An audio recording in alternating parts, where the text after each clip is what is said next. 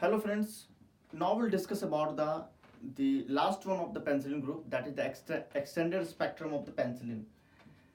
In previous video we discussed about the natural penicillin and the penicillinase resistance penicillin. So now we have to discuss about the extended spectrum penicillin, or we can say wide spectrum, broad spectrum of the penicillin. But before that, let's discuss about the penicillinase enzyme, because due to this enzyme the lot of drug is the nowadays resistance. So first of all, let's talk about this. The penicillinase enzyme, also we can say beta lactamase, because the same thing, because it's a inhibit or destroy the beta lactam ring, so we can call beta lactamase or penicillinase, both are the same, the synonym name. As I said that the penicillinase enzyme or beta lactamase enzyme, it's synthesized by the bacteria. So most probably if you talk about bacteria, so this is the staphylococcal or streptococcus. Then this is the gram-positive bacteria, which mainly release the penicillinase enzyme. And if you talk about the gram-negative bacteria, so some like E. coli, then gonococci. These types of bacteria mainly secrete or release the penicillinase enzyme, and this enzyme is destroy the beta lactam ring, and the rest of story is clear. Then if destroy the structure of the drug will not effective. So this is the main bacteria which and along with this bacteria, some other bacteria also to take part to synthesize the penicillinase enzyme, but these are the most common. That's why in a previous video I discussed about the penicillinase resistance penicillin. The another name we can say anti-staphylococcal, because this drug only for the effective in the staphylococcal diseases, whatever disease produced by the staphylococcal bacteria, this is the more sensitive. That's why the name is the anti-staphylococcal.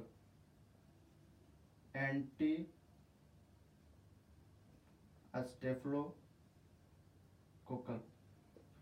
another name we can say, because this drug is mainly sensitive in the staphylococcal bacteria.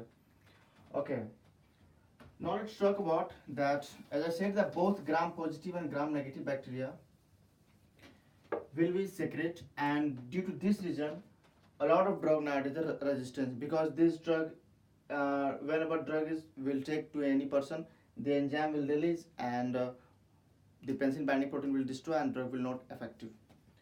So as we know that the both bacteria positive and negative, but here the one question, that which bacteria, both bacteria release penicillinase, but which one is the more spreading in the blood?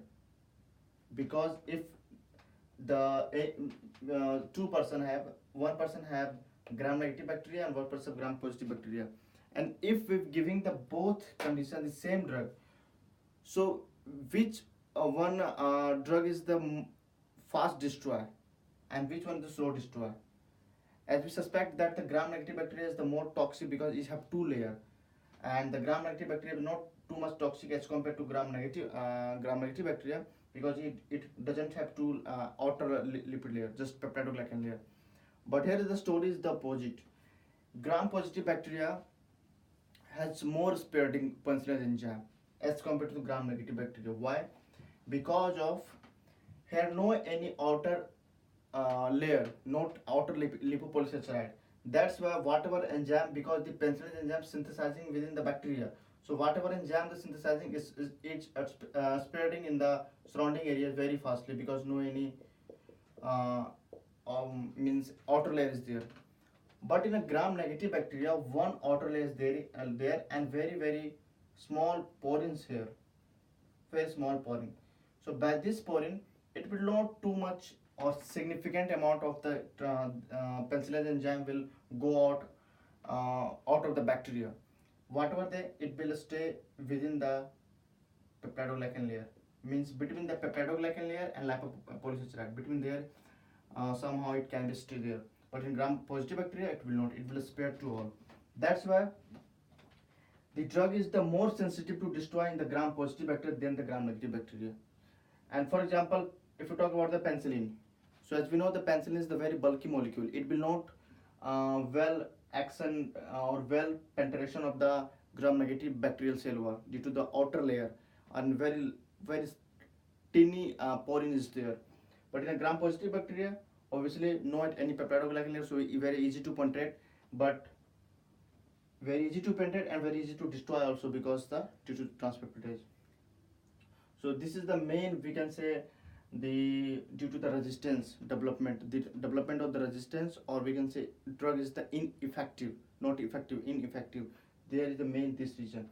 Along with this reason, maybe some reason due to some mutation changes, because maybe the changes of the penicillin binding protein, that is the transpeptidase, maybe it become very high, so it can lead to the decrease like the, if the drug will bind to penicillin binding protein transpeptidase, but concentration of the transpeptidase become too high, and drug is not to bind to all transpeptidase, so on the time also efficacy or effective will be low or slow.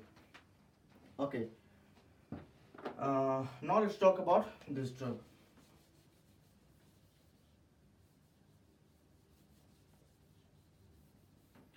Extended spectrum penicillin.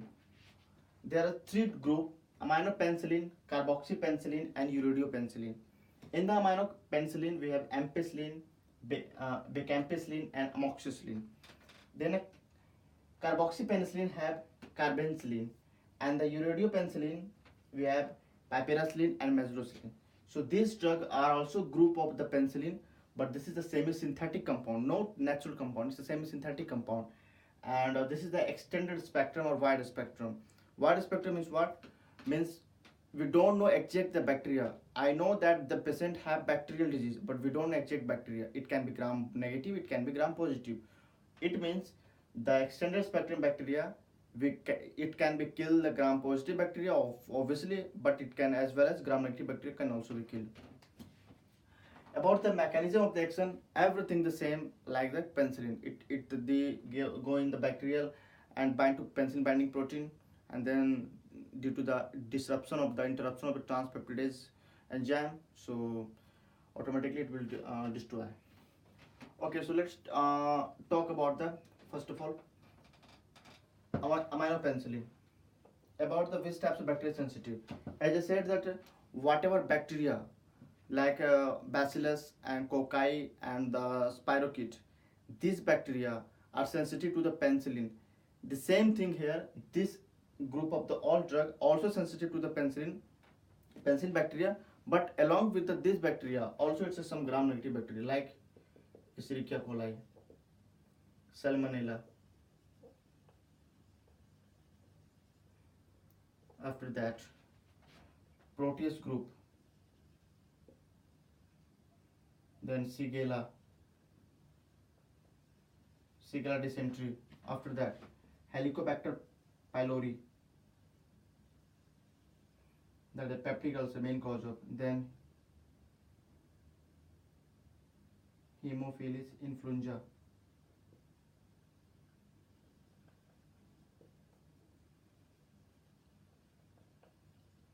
So these are gram negative bacteria are sensitive to the this type of drug, and along with the cocci, bacilli, and spirochete. But spirochete, if we talk about particular Tapenomycladum, it's a drug of choice for the penicillin. Penicillin is the good drug. So this all we can say indication, whatever disease created by this bacteria, we can use this types of drug. But mainly ampicillin, becampicillin, amoxicillin, these types of bacteria can be used. About the side effect, as I said, that the primary side effect is the hepatotoxicity, neurotoxicity, then nephrotoxicity, hypersensitive, and along with this, and one side effect also I forget to mention in previous videos, so right now I'm mentioning that the all side effects must be there, but along with this side effects, super infections can be developed. What is superinfection? Superinfection. Superinfection is the that this drug is the inhibit our normal microflora. The normal microflora which present our the body, they are synthesizing some vitamins. They are protecting our body by the bacteria, by the toxic substance. So, and this microflora, it's mainly present microflora in GIT. It can be in lungs, or but mainly in GIT and lungs. So if we will inhibit the normal flora in GIT and lungs, so this term is the superinfection. What superinfection? It like the fungus disease, like the candidiasis can be occurred. So in these conditions, we have to first of all stop the drug, and second thing, we have to use the antifungal drug because of the due to the inhibit the microflora, and some also supportive therapy we have to give.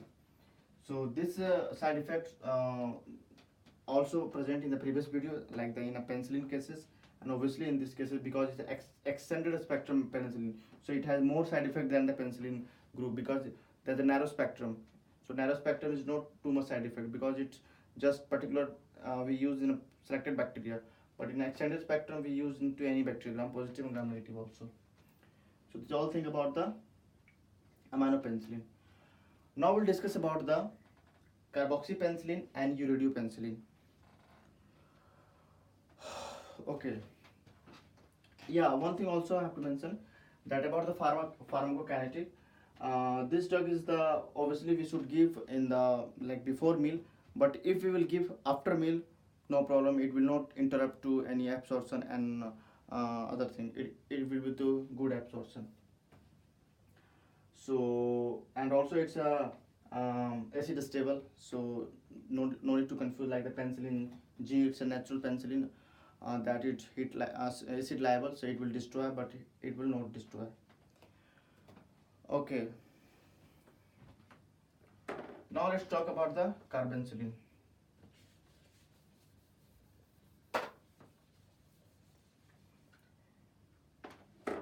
The carbenicillin, piperacillin, and mesalocillin. These three drugs. First of all, these all drug is act of this bacteria as well as the previous whatever discussed in the penicillin group. This bacteria obviously they will work, but along with this, it can also work in the very special and dangerous bacteria, that is the Pseudomonas aeruginosa.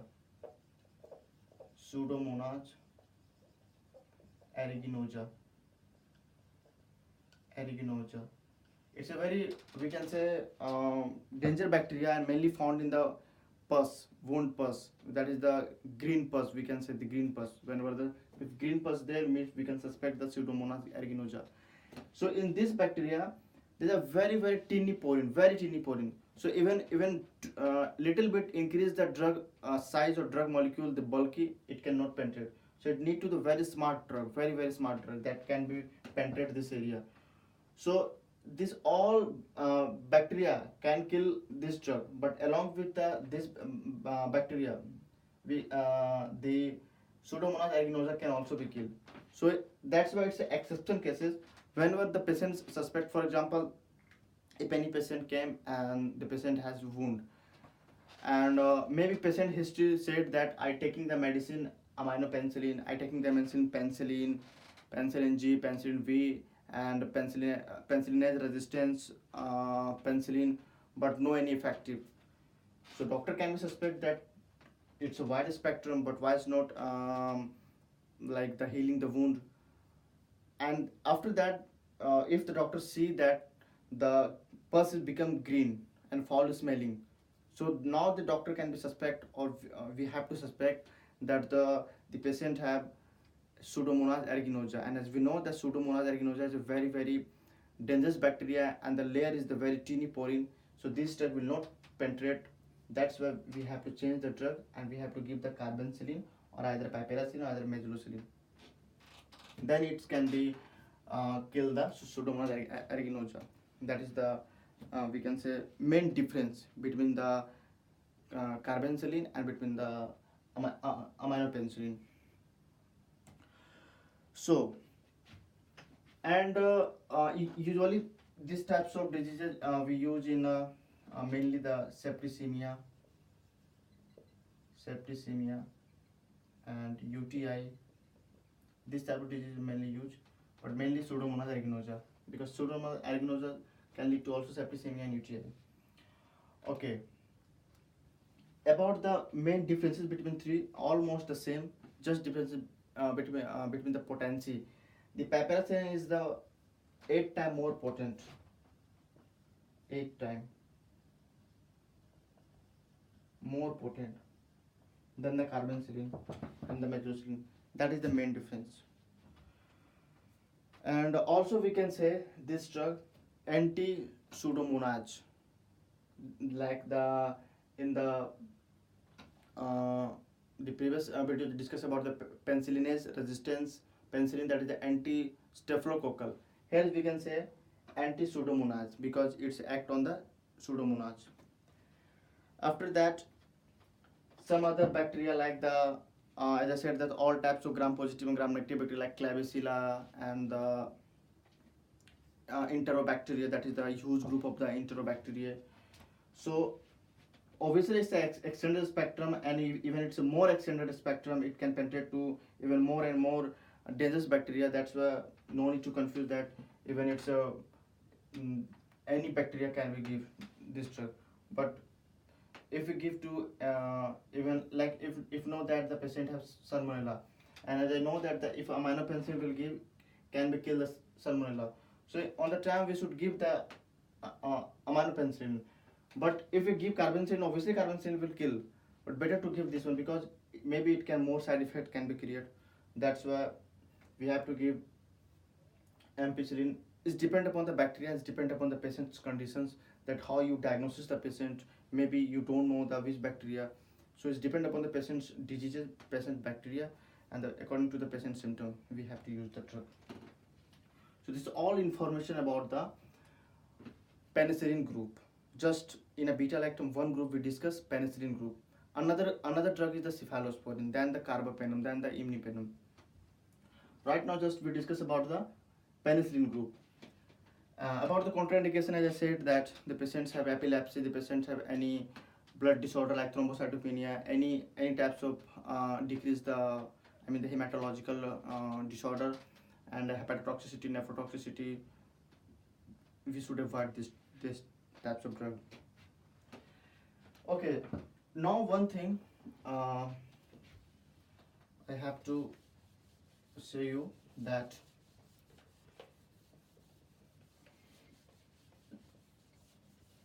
about the resistance. I told you that the resistance mainly start by the penicillinase or beta lactamase enzyme, but along with this, if we use the any drug to high doses, means for example you don't know the first of all the person main diseases, and you start to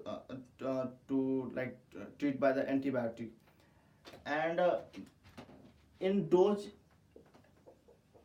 is not decided. Maybe you sometime you using increases dose, maybe decreases dose, maybe you changing the drug very fastly like the day by day. In these conditions resistance can be developed.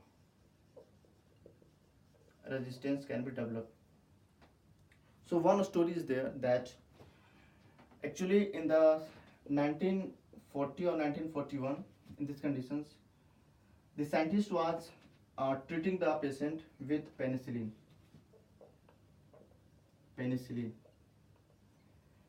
But what they are mistaking is that they are not first of all they giving the usually normal the main therapeutic dose.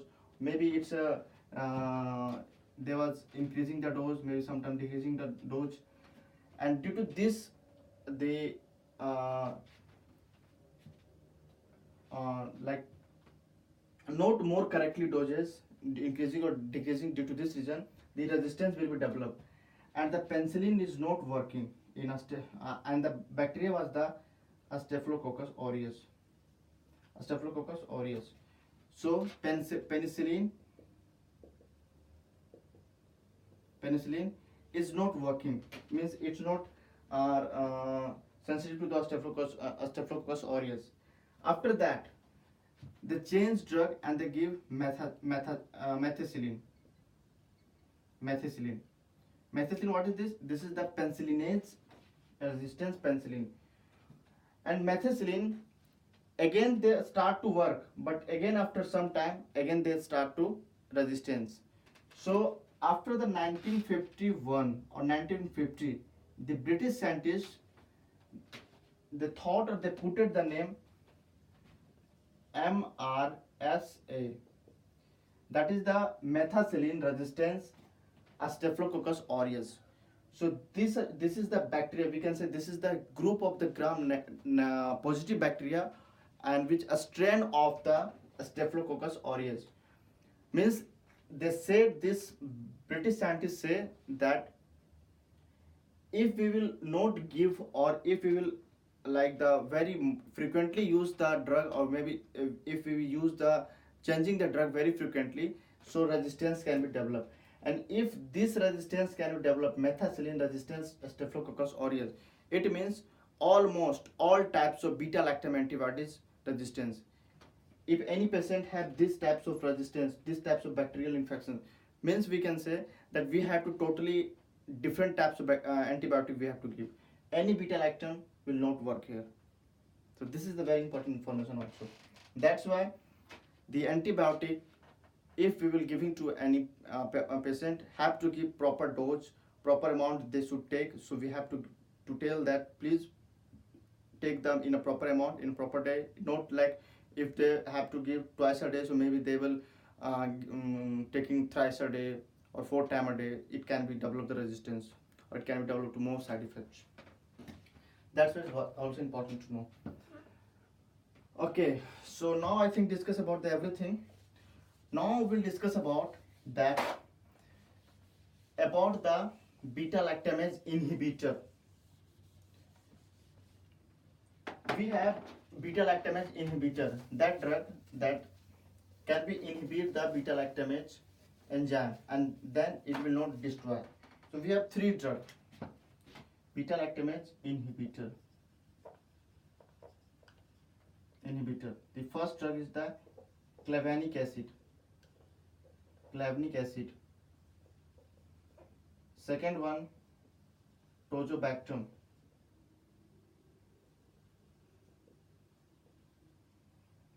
And third one, sulbactam. So these 3 drugs, what actually they are doing? This drug is the inhibiting the beta lactamase, the working of the beta lactamase. And beta lactamase, what the work? They are just, we can say, destroying the beta lactam ring. So actually this drug is the not, we can say, antibiotic. This drug only protecting the antibiotic structural, the antibiotic ring, beta lactam ring. So this drug is the protecting the beta lactam ring. This drug not killing any bacteria. This drug not to take part to we can say destroying the bacteria. It will just whatever enzyme are synthesizing or secreting from the bacteria, that enzyme is the toxic for, or that enzyme is the not good for the antibiotic. That's why this 3 drug is a try to inhibit or try to capture or try to cut that enzyme. That's it, nothing else. So clavinic acid, usually it's a tablet form. So give to the mainly tablet, for example amoxicillin with the clavinic acid. So always if you see any pharmaceutical company, the generic name, always last one is the clavinic, like the moxiclav. So one drug, that is the moxiclav. So last one is, if you see the clav, it means 100% that drug have clavinic acid. So if any drug, for example, to any drug, moxiclav, amoxiclav, any clav is the mention, means the clavinic acid. And it's also in a tablet form. Next one is the tazobactam and sulbactam, usually in an injection form, most probably injection form. These 2 drugs, either tazobactam or sulbactam, will be mentioned. For example, cephalosporin group, all group, like the injection form, ceftriaxone and cefotaxime. this types of drug always with the tazobactam or sulbactam. And usually this type of drug we give to the person in a like the burn wound or in a operation UTI infections, after the operation wound, post-operative wound. In this condition we give this drug, because this drug will be, if we will in any cases somehow will try to inhibit the beta lactamase enzyme, so whatever the drug is there, they will work properly and they will try to kill and bacteria and try to very fast recover to wound healing. So, and this 3 beta lactam inhibitor will add or will use to all types of beta lactam, all types, like cephalosporin. Very huge drug in the cephalosporin group, and very widely used and very, we can say, potently drug. So in these conditions, these 3 drugs mainly used in the cephalosporin and even aminopenicillin also, like mostly with the amoxicillin. About the ampicillin, in this conditions, ampicillin mainly used combined with the penicillinase resistance penicillin, that is the dicloxacillin and oxacillin. So ampicillin with the dicloxacillin or ampicillin with the oxacillin, like that. So this all information about the beta lactam in the penicillin group. Next, I have to discuss cephalosporin. So in the next time we will discuss about the cephalosporin. On that time we'll just discuss about everything about the cephalosporin. So this is all information about the penicillin. So I hope you will understand our discussion about the penicillin. Till then, take care. Thank you so much.